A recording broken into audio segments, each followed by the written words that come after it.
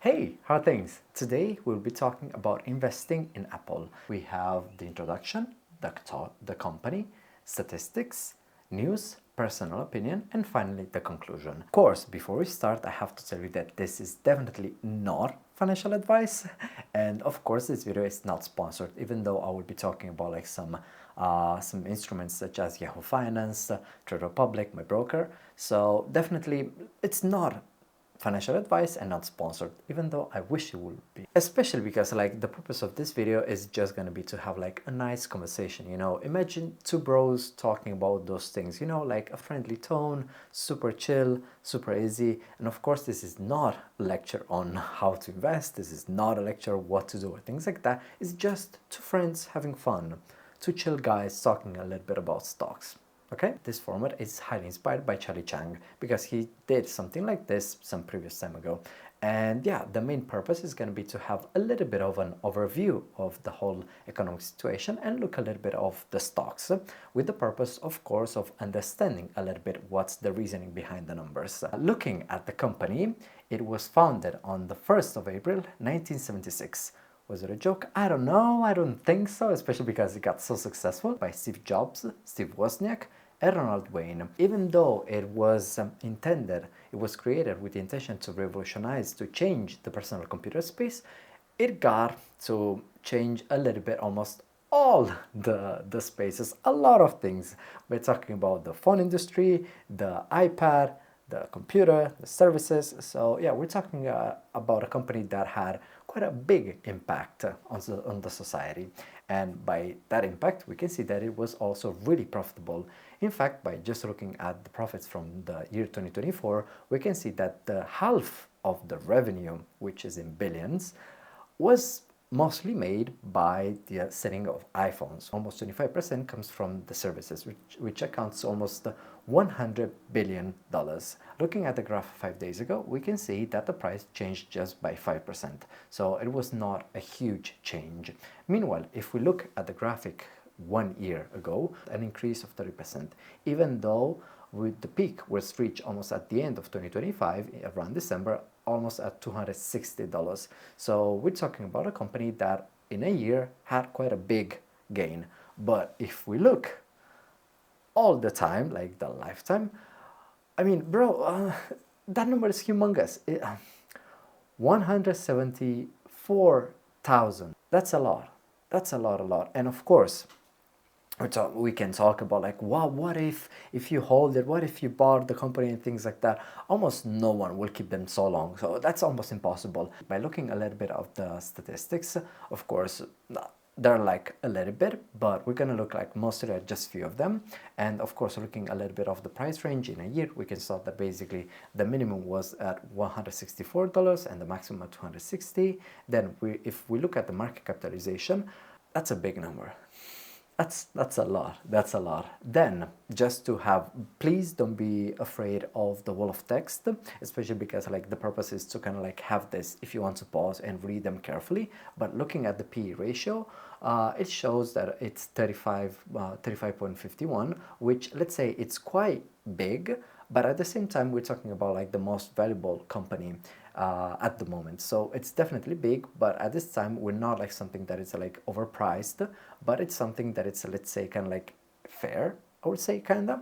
Then we have the EPS. If the EPS is high, this could mean that basically there's a greater profitability. And in this case, we have an EPS of 6.29, which is a really good one. There is a dividend of 0.45% a year, which is almost $1. Then we have, as other statistics, we will be looking at the profit margin, which is 24.30%, which means basically from $100 of revenue, 24 is profit, which is a really big number. Like, it's very profitable.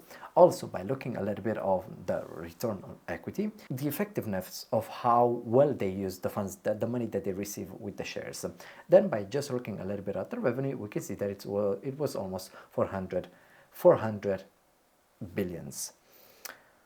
And yeah, basically 20%, 24% of that is profit for the company. So yeah, we're talking a little bit about a lot of money. Earnings per share have been like almost in line with the expectations, almost like beating the expectations. Then the revenue and the earnings have been like increasing over the past few quarters. Looking at what the analysts are saying, almost all of them from December until March, they're saying that Apple is either a buy or a strong buy. And some of them are saying that it's a hold, even though it means that basically if you bought the company, it's still worth to kind of like keep it. We can see that even though at the moment the price is around 223, even though the average should be around 252, a low expectation of 197 and a high of 325. Looking a little bit at the news, Apple is one of the 10 Goldman Sachs tech stocks to, I'm not going to say that word, I'm not going to say that, but definitely Goldman Sachs is saying that it's one of those type of companies. Apple as well is gonna trying to join more and invest more in the AI. Phone owners are postponing upgrades,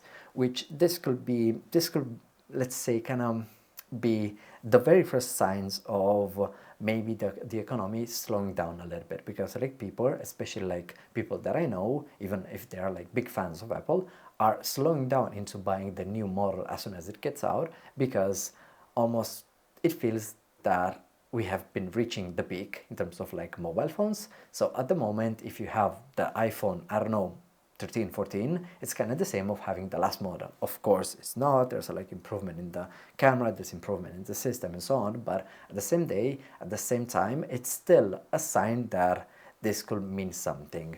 And this gets really, really close to actually what I wanted to talk about, which is the consumer confidence, which basically means that overall, like how people perceive the economic situation is actually trying to not look so positive. From one side, we have the news that it plunges to the lowest in 12 years.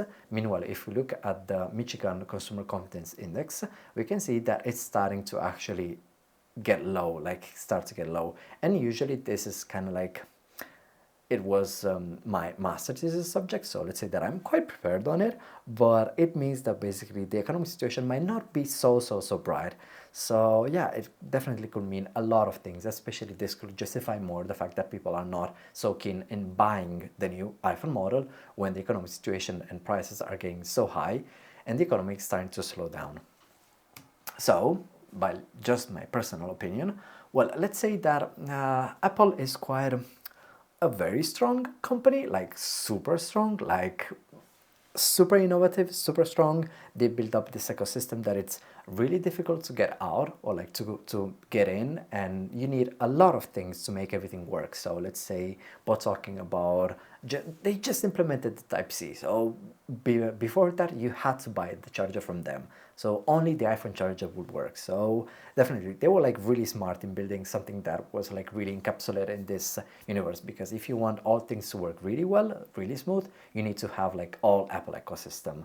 So definitely, but still, this made them really profitable. So profitable that we're talking about a company that is like the first, which is the largest position both in the S&P 500 and also in the Nasdaq, which means that it's actually quite a good company. So by looking a little bit at my conclusion, is it Apple a stonks or not stonks?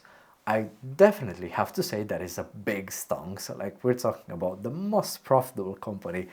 We're talking about one of the most profitable and basically most capitalized company in the US now, which is at the moment the strongest economy in the world. So yeah, definitely, let's say that it's quite big and strong and powerful as company. So definitely.